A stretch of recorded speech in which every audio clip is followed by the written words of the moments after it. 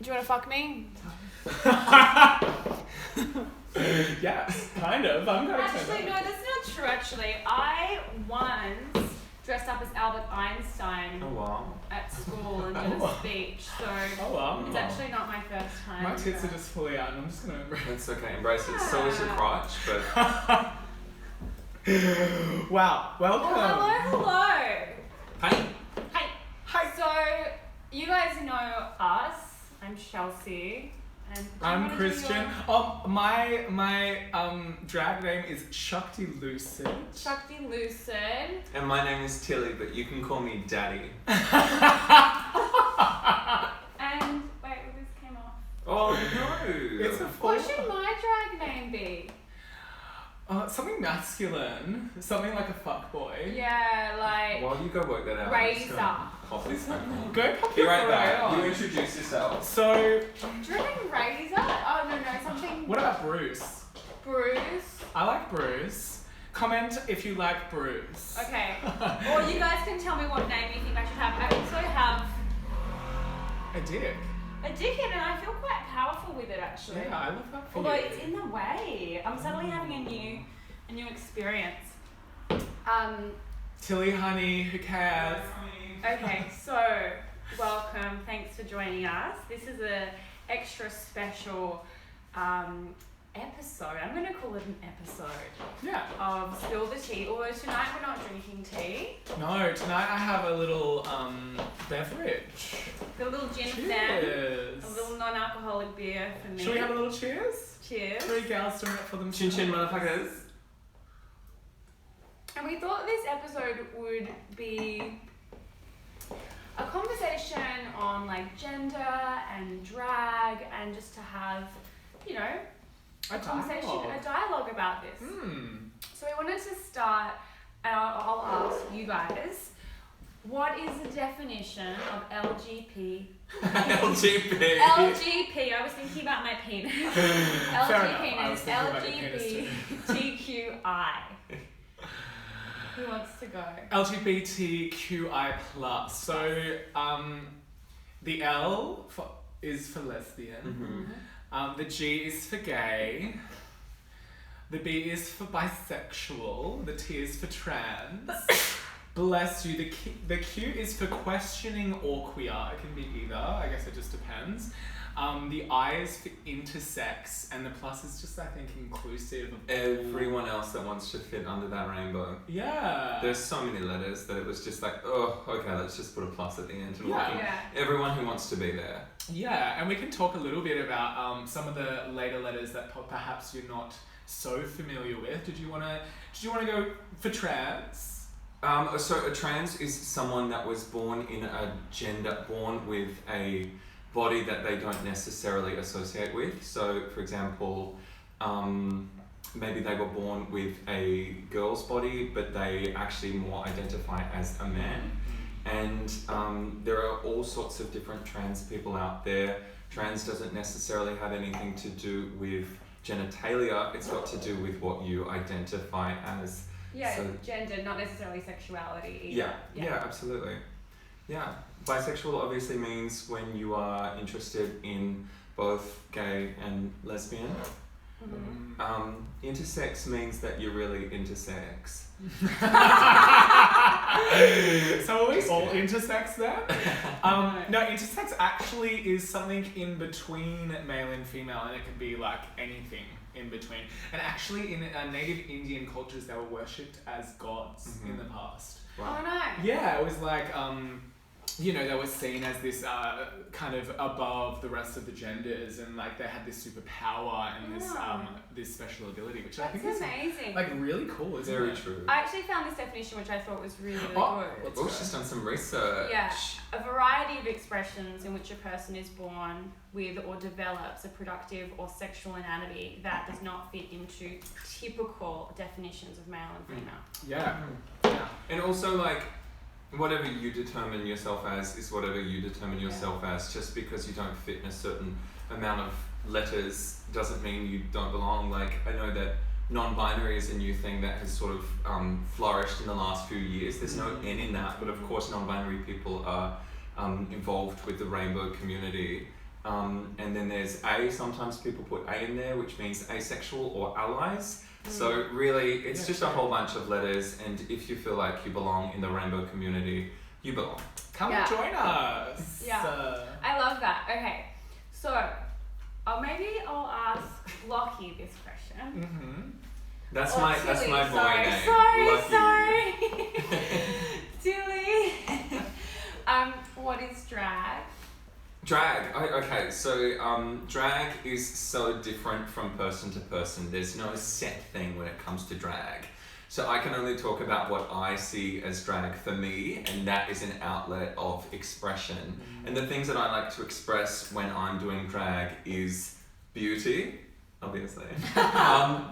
Gender fuck, which is like a whole big mixture of genders. As you can see, I'm presenting female, but I have hairy legs and I've got a lovely moustache, and I just kind of want to throw out the idea of what is beauty, what is gender, and hopefully you look at this and you go, that's beauty and that's gender, whatever it is. Drag can be performance. It can be about like strutting down the street and having people clap at you. Drag can be getting dressed up and going out and having a dance. There's so many different things. And this is one thing that pisses me off about RuPaul's Drag Race is there's a lot of new people that are just getting into drag because of RuPaul's Drag Race, and they feel like they know a whole lot about drag when actually they know a whole lot about RuPaul's Drag Race. And RuPaul's Drag Race does not represent drag. RuPaul's Drag Race represents a very specific kind of drag. And there are so many different kinds of drag. So it's not up to you to tell anyone what is drag and what is not. It's about the individual doing whatever the fuck they want. Thanks for coming to my TED Talk. So for example, like RuPaul, you don't see drag queens with moustaches, with body hair. There isn't that kind of fluidity. Yeah. It's very feminine. It's very procured kind of drag, and it's a competition as well, so that's like problematic in itself. Don't get me wrong, I love Drag Race, but the fans at the moment are kind of ruining it a bit for me. And also they don't include trans people. Yes, there have been people that have came out during the show, but aside from oh my gosh, I've forgotten her name. She was on All Stars 3. I've forgotten her name. Anyway, aside from her, there has not been a queen that has entered the show being a trans person, and it's kind of a topical thing, and I think that needs to change, but we'll leave that to RuPaul. We'll get in touch with RuPaul. If you're watching Ru, just give us a call. Do you know what? It's really like having a dick. It gets in the way. Like, I wouldn't know what that's like. Suddenly What do you I'm mean? like, gals. I don't want to talk about my dick or anything. But like, it's so big, it's in the way right now. Yeah, and imagine getting an erection in class. Yeah, that was my entire last year. It's high school. Yeah. You find plenty of ways to like tuck it, and let's not talk about tucking because maybe that's something. Okay, so I'm going to throw the next question over to Shakti Lucy. Oh, thank you. Do you remember the first time that you wore a dress, and what did it feel like? Great question. Thank you. So throughout my entire childhood, I dressed up as a woman. So I used to have a little nut pillow. It looks like a peanut, and I used to put it inside my shirt and pretend to be a female teacher teaching my little sisters. Her name was Mrs. Nugent. She was a teacher at the school at a Lady of the Pines that had big tits. Breasts. I was thinking like a pregnant stomach. No. And she used to, her boobs were so big that when she clapped, oh my god, there's tits everywhere. Oh She used to go like this. So I used to... As you can see, Kristian is new to the art of drag. Drag is whatever I want it to be. This is drag. This is how he's presenting drag. Absolutely. It's kind of, he's like a woman like 4 o'clock in the morning on Yeah. a Saturday, Sunday. Yes, we like to call it a hot mess. So my experience growing up was very much like my parents were like very encouraging of that. And they bought me dresses and they allowed me to wear my little kilt. Oh my gosh, it's amazing. They didn't let me wear it to kindergarten. They said it's time to take it off before kinder. Sure. And that was probably out of protection for you. Totally. Yeah. So I obviously stopped after I started going to social settings. and then kind of suppressed it for a very long time. Mm-hmm. And even within the gay community, kind of denied myself the opportunity to embrace my femininity based on what I had seen on things like Grindr and at Fluffy in Brisbane, where everyone's like, oh, hey, mate. Yeah. You know, and did you draw a little bit of a unibrow? Yeah. Yeah, of course. I was like, your brows are looking fierce, No, girl. devil's in the detail. So yeah, the first time my tits are Gia Gunn, that's her name, Gia Gunn. That's the other trans contestant. She wasn't trans when she did the first season. Like, what are you saying? But then, Gia Gunn! when she came back for All Stars, she had transitioned. Yeah. Sorry. yeah. Right. So that was that, and the first time I wore a dress as an adult was actually recently at Gay Times, which is where I put on. Yeah, that was the first time. And that was a really liberating experience for you, wasn't it? So liberating. It was just, it kind of made me feel a little sad because I was like, oh my god, I haven't embraced this side of me, which feels so free and open, and I've spent so long denying these qualities within myself, and now I'm like, oh, this is so incredible. And can I just stop you right there? And I don't know if we've already said this, but this is the first time that Kristian has ever done a full face. And he looks so good. No one will ever see what I look like the first time I did my face because it does not look like that. Well, I have your help. You have my help, but you definitely did a lot of it yourself. Like, she knows what she's doing, and I can't wait to watch this beautiful journey and see what she flourishes into. Yeah. But like, congratulations, because it's not easy. Drag is not easy. Yeah. Makeup is not easy. Curating a look is not easy. And maybe the dress doesn't quite fit, but baby steps. I'm proud of you. It's really beautiful. Thanks, honey. Yeah. Do you want to answer the same question? What was the question? Do you remember the first time you put on a dress? Oh yeah, I used to do it a lot as definitely as a child. We used to have a big costume bag as kids, and it was just kind of stuff that we didn't wear normally in a bag, and whenever we wanted to play, we just ripped the costume bag apart and try whatever on. And there was this one white, yellow, and pinkish polka dot dress that I always used to put on, go out in the front yard and just spin in it. And I used to love it, and it was totally normal. I don't really remember feeling any judgment from my family. I knew that it wasn't like normal, but it was like just so fun. And then of course you go through puberty, and then you sort of like squash that away. And then once you flourish as a gay person and you dabble in those different communities, you go, oh, actually maybe I would enjoy that. It was, someone encouraged me to do it. The first time I ever got in like full drag and performed in drag, I was doing a show, and it was full of really muscly men, and they were doing a gig at Fluffy nightclub in Brisbane, and one of the dancers said, actually, do you know what, the show's going to be better if we have a drag queen as the focus. Lachie, we know how much you love Drag Race, do you want to just give drag a shot? And I was like, this is my chance, I'm going to play with some makeup. I had some help with the girls in the cast, and I strung together a look, and it was amazing. Fluffy the nightclub, shout out to everyone that worked there, is a really incredible bar with massive screens and a really beautiful stage and a huge audience. And that, as my first performance, was really cool. Fabulous. Yeah. Okay, I'm gonna go back. I'm gonna ask you the next question too. So, what's the difference between Tilly and Lachie? I guess I'm still kind of finding who Tilly is, and that's like the beauty of the journey of being a drag performer. Is it's another character that you get to play with, but I'm still sort of working out who she is. I really want to find this like defined character.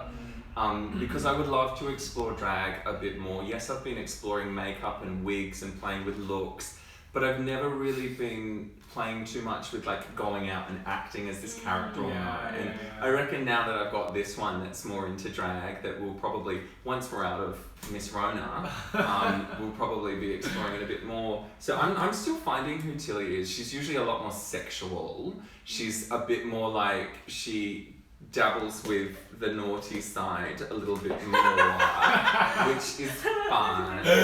Naughty She side. dabbles her toe into the naughtiness. Yeah. And she's just like a little bit more confident because you get to hide behind it. But in turn you're hiding, but you're also like living. So it's this weird duality of living and hiding, I guess. Not hiding, hiding's the wrong word, but like I'm not Lachie, so I get away with a lot more things because once I take it off, she goes away. So yeah, and no, never mind. We might get into that later. It's actually interesting that, as you said, that I was thinking about mask work. So Tilly and I, but Lachie and I actually went to the same drama school, but at different times. And did you do mask work with your past life? I hated it. I was not good at it, but it's very But it's similar. where you put on a mask and like this mask, whatever it was, you really embodied. Like you just kind of like let it take over. It's all about like body language and communicating without facial expression or sound. Yeah, And that's true. sort of what drag is like, except you get a whole new face. It's just a transformation. And it's just like, you're putting something, and then there's an ability to like explore maybe different facets of yourself. Yeah, exactly. That you maybe wouldn't usually explore when you are in your own skin in your own garment. But it all integrates. Like my experience is total integration. Like Shakti Lucid, who's only been named for like a week. Like my experiences as Shakti have definitely like opened my mind to possibilities that Kristian can explore. And it's like it's actually just a removal of fear. Like it's like That's beautiful. The fear like slowly comes away and I'm like more open to connecting with people who are in touch with their feminine side and realizing that there's so much depth there. You get to intuit a whole lot more because this like filter of you can't do that because it's too feminine or not accepted by society. You get that filter gets sort of taken away and you get to be like it actually is a really good way of finding yourself and you get to play and it's so much fun. I recommend that everyone gives it a shot at least once. Pay for a drag queen to do your makeup and go out. Everyone needs to experience this like different side of themselves. It's so much fun. Absolutely. Would recommend. But also gals. Gals, how's your experience? Dress up like a guy. You. I think for me I feel like for women it might slightly be different because these garments, it's socially totally fine for me to wear these. So like there isn't within these that doesn't live gender. Like a forbidden. Like in my consciousness.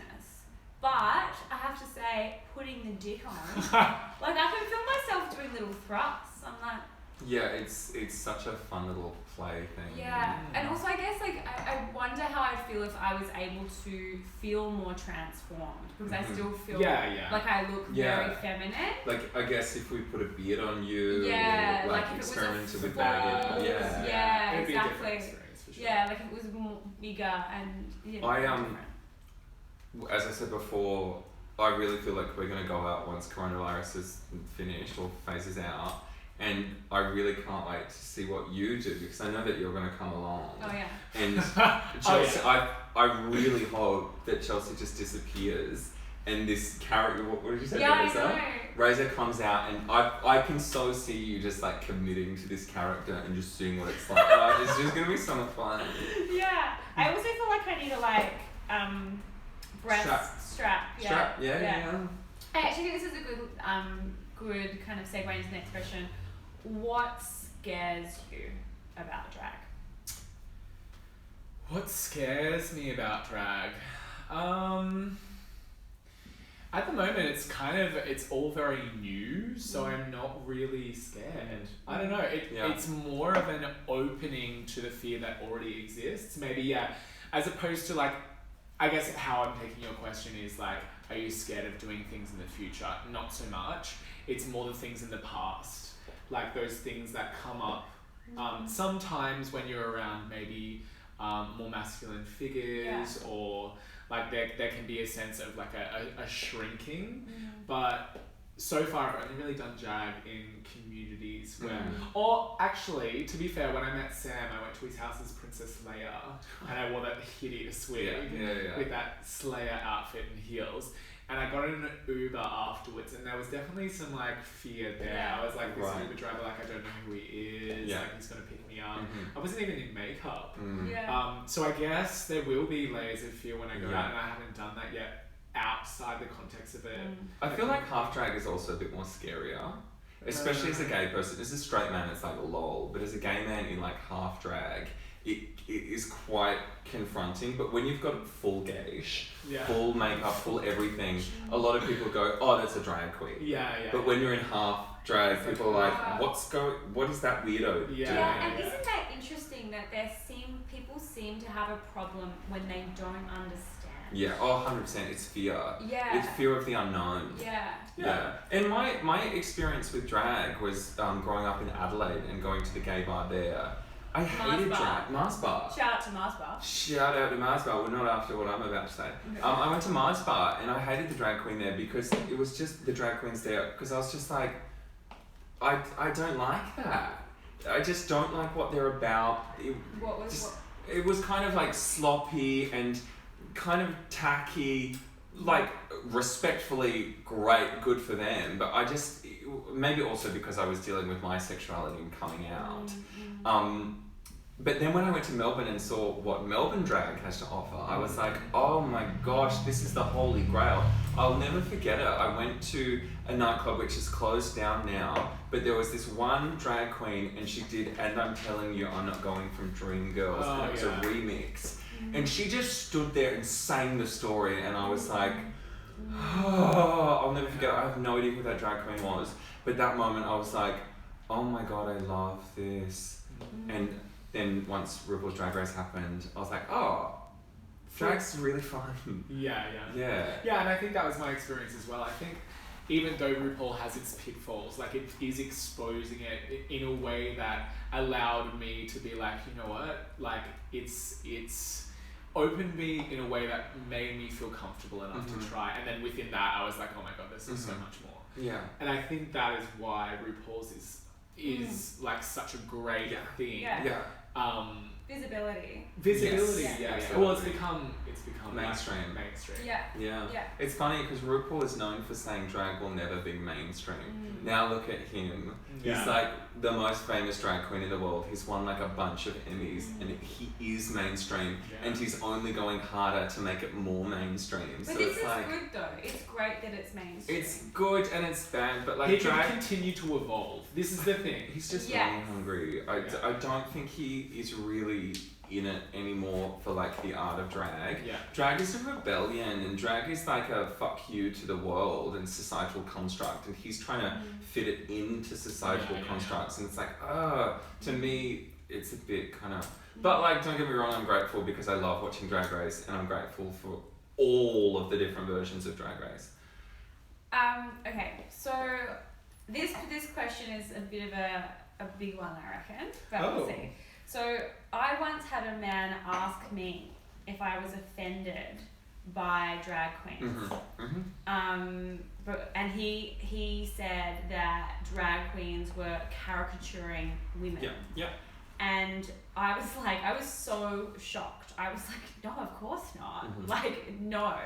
But I was wondering if that's something that you've heard before and how do you feel about it? Yeah, I've actually had this discussion with a female friend of mine and she does get offended by drag, and it sort of took me a few days to really let it sit with me, and because whenever I do it, I never do it as an insult to women. For me, it's a celebration of the female form, and it's like as I said before, dipping my toe into something new and something different. But drag queens get away with a lot more than straight women do. A man can dress in slutty women's clothes and go outside and be celebrated for it. Whereas a female born at birth can go out wearing the same clothes and be, oh my god, what a slut. So there are these double standards. So I do understand that side. But if you do it respectfully, nowadays it's a bit different because women are celebrating that. It's also dangerous sometimes for a man to go out in In, Yeah, Do you know what I mean? So absolutely. it's not all a Not all man would celebration. always be celebrated. Mhm. Yeah, but I think also like as well as embodying, you know, a feminine figure, we also all have parts feminine within us. Yes, So- Shakti. So like what it yes, means. Shakti. So it's like embracing this feminine energy within you. Like, you know, we're born with certain energy, Yeah. you know, and then actually we all start as female, and then maybe you become a male. That's how it works with the X and the Y. So it's like for me, it's embracing a side of myself that society has constructed as another gender. So it's like that is within me, and it's liberating to experience that purely because I haven't been told that I'm allowed to as well. So they've been like, no, you can't do that. So it's almost like, ooh, I'm a little bit Yeah, rebellion. naughty. Rebellious. Yeah. It's a rebellion. But I can completely understand that argument, and arguments have two sides. So I really respect women that have that opinion, Yeah, but I think it's I'm not going to run around being like, in your face if you have that opinion. I'll just not hang out with you because obviously you don't agree. And I don't want to make you feel uncomfortable. I don't do it as an insult to women, I do it as a celebration because I fucking love women so much that I want to dress up as one. But also, like something that I've like really like had this aha moment about recently is makeup is not woman and a dress is not woman. Like they're even long hair, like we all have hair and we cut it. Yeah. So it's like yeah. these things are objects Yeah. which we have assigned Yes. to a gender. Society has constructed Yeah. that idea of what gender is. Yeah. And it's only sort of in the last few years that we're really sort of, well, the LGBT plus community is really working on breaking that down. But if you go like back and like cultures that wear dresses and like Totally. skirts, Yeah. and it's like before clothes weren't gendered. It's really Western and modern society that has done that in the last like 200, 300, 400, 500. Totally. And makeup as well, like look at the beautiful Egyptian makeup that all the pharaohs used to wear. Yeah. Exactly. Yeah. Tribute to your makeup. Yeah. Okay. Okay. So I'll throw this to both of you. Okay, we love a throw. Can you think of one thing that you would like to see changed in the world that would make society more inclusive? Big question. Do you want to go first? Sure. Straight men. I feel like straight men have a lot of work to do. Obviously, I'm not talking about all straight men, but there's a whole lot of fear around the way that straight men fit in society. For thousands and thousands of years, the world has been ruled by man. And only recently is this uprisal of the woman sort of coming through. And a lot of straight men sort of are scared by that and find this idea of the feminist quite difficult and are trying to make the idea of a feminist really negative. When a feminist is someone that wants equality. They don't necessarily want to have all men die. They want 50-50 equal opportunity. We don't live in that world, and I can't wait for the day that we do. But I wish that a lot of straight men out there do. I have some very close straight male friends that are wonderful, wonderful people, but not all of them are out there, and I just wish that they would open their mind up to letting this sort of happen, and this is a way that we kind of do it, because it's our little tribute to be like, women are fucking fabulous, so much so that I celebrate it so much so. What do you think if there's a straight guy watching that's like, okay, cool, I'm gonna take you up on that. Yeah. Me being a guy. What's something do you reckon they could do? Just keep an open mind, and when you see something that might confront you at first, just see it for the good behind the message rather than being scared and shutting it down. Like what I did to drag. First up I was like, ugh, absolutely not. But then once I gave it some thought, I was like, oh, actually, that's cool. Yeah. So but it's not just straight men, it's everyone. There's so much toxicity in the gay world about this idea of a masculine man. We really celebrate that, and it's gross. So just treat everyone with the same respect that you want to be treated. We're not in high school anymore. Like, let's create a beautiful world with an open mind and see everyone for the beauty that lies within.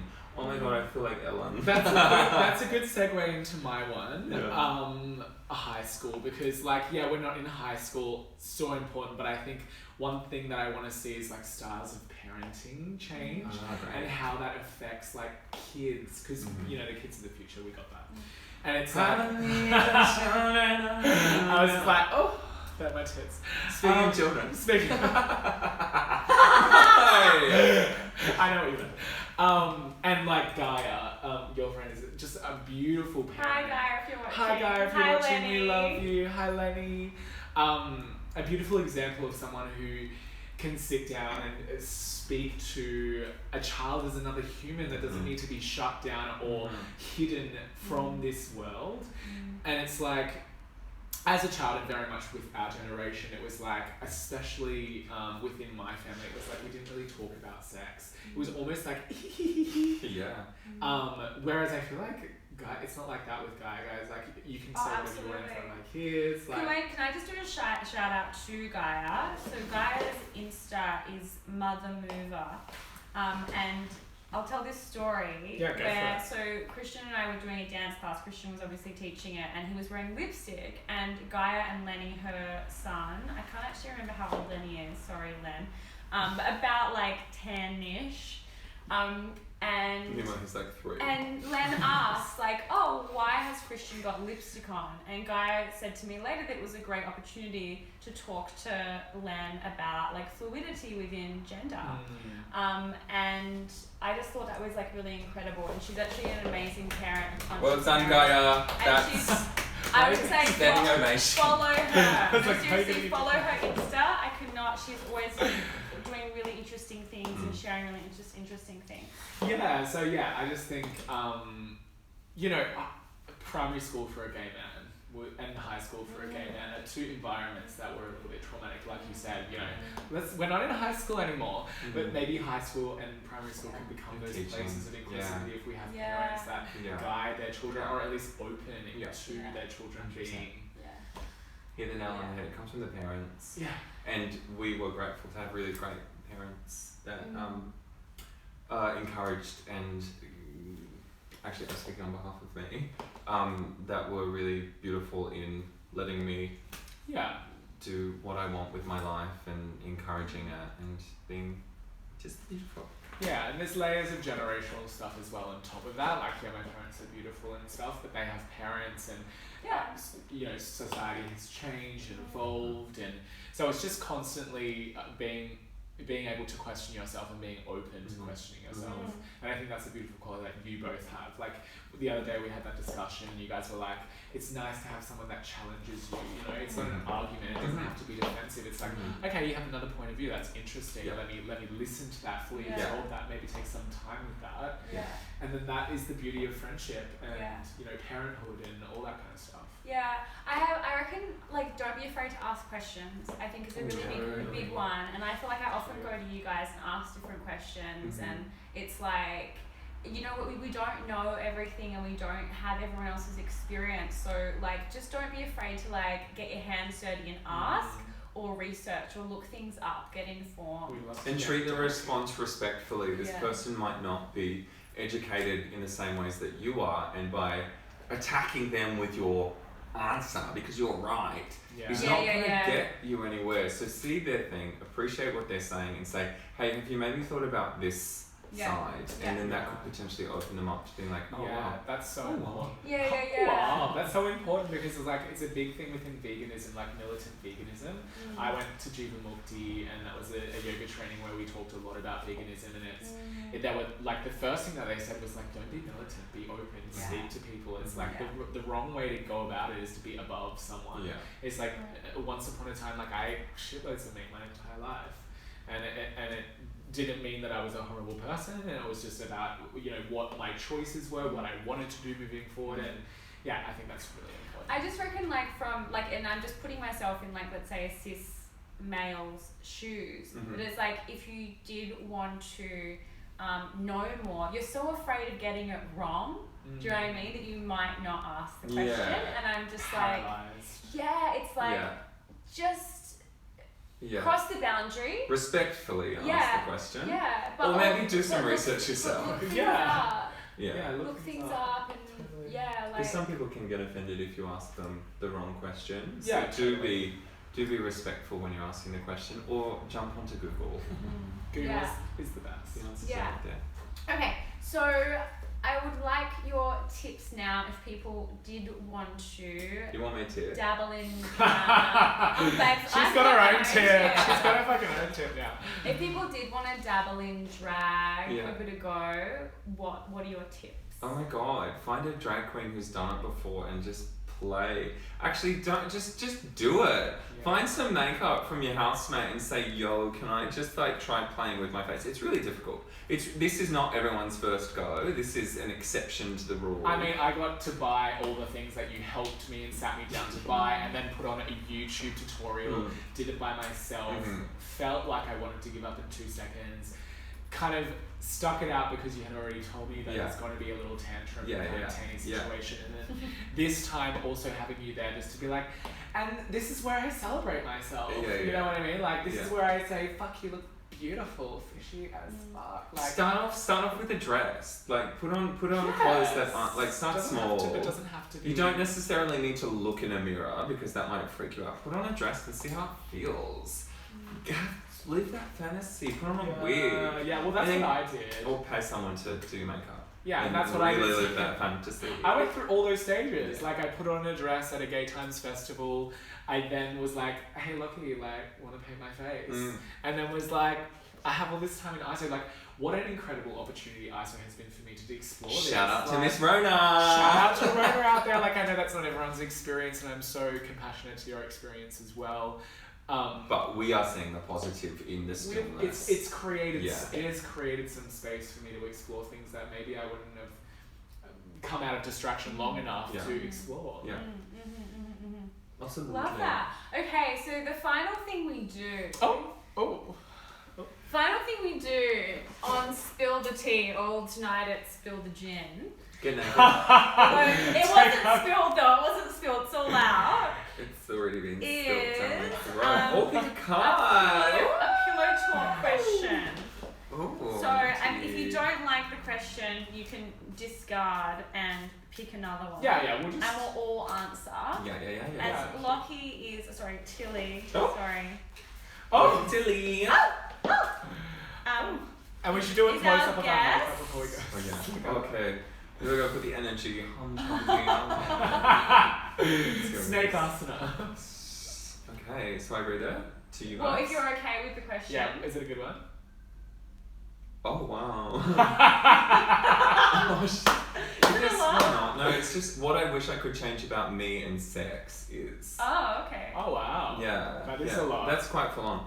Yeah, whatever. I am so looking forward to the next partner that I am with to really like work on like working together as a team. Like, sex is not just about getting your own rocks off. It's about really finding a connection with someone else and just having like a real good time together. And I cannot wait to really work on that bond of connection between someone and finding what my partner really loves and doing that for them, rather than just focusing on what I really love and doing that for myself, but actually really working on like just making sweet connection, you know? Yeah. Love that. It's super cute. I mean, my experience, and thank you to you for opening my kind of mind to this idea of self-pleasure practices, because I feel like there was a sense of perhaps being desensitized. Like, and my experience lately has been like, okay, not that porn is bad, but turn off the porn, fantasize, or at least allow your sexual energy to build up to a point where fantasizing is actually exciting. You know, like, I feel like it was like slapping the salami until there was nothing left, you know what I mean? And it's exploring what I actually like in sex, and yes, I think taking those experiences that I like and sharing them with other people, and that becomes collaborative, like you said, and beautiful. So I think what I'd like to change is I just want to allow the sexual energy to bubble up and rise in a way that's natural, so that I can explore my own sexuality and then share that with someone else. Yeah, I love that. What an answer. Yeah, cool. Love that for you. Well, the primary thing that I'm working on at the moment is, and I hold this, and I think that maybe a lot of women hold this, is that like my sexuality is too much.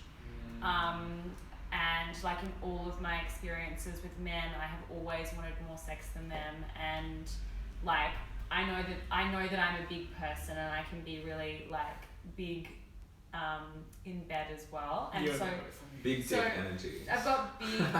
Oh my god, you do have big dick energy. But like I do feel like I'm too much, and I actually have only shared that with one other sexual partner, which was fairly recently. So that's something that I'm working on is and I realise that it comes from.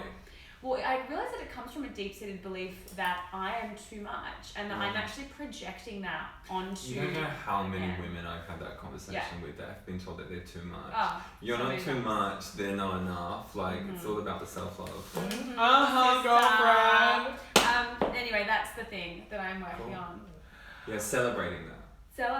Celebrating that and finding someone who can hold that in their container of love, and then you don't project it as much, and they're just like, it's just an absolute love experience from both of you. Someone that wants all of this. Stop. You know what I'm saying? That's Can I- all this. Consent! Consent! Straight Do you guys want to add anything else?